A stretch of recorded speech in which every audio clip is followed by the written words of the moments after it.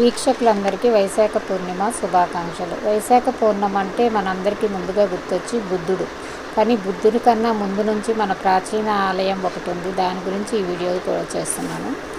బుద్ధం శరణం గచ్చామి, సంఘం శరణం గచ్చామి. అహింస పరమో ధర్మ.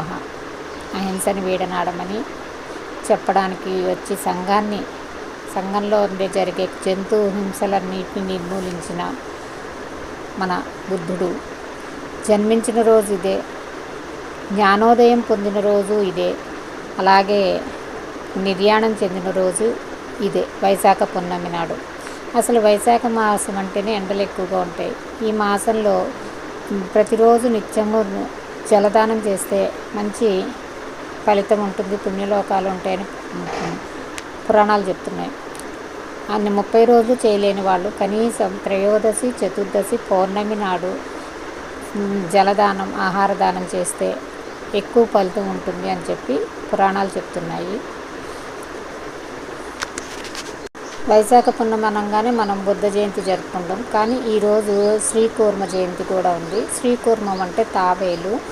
దేవతలు, దానవులు ఇద్దరూ కలిసి అమృతం కోసం చిలుకుతున్నప్పుడు వాసుకిని తాడుగా చేసుకుని మందర పర్వతాన్ని పెట్టి తింపుతున్నప్పుడు, మందర పర్వతం కింద బేస్ లేక మునిగిపోతున్నప్పుడు శ్రీ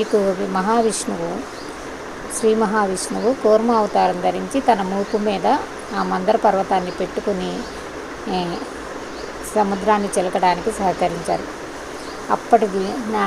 అప్పుడు అది వైశాఖ మాసం నాడు జరిగింది.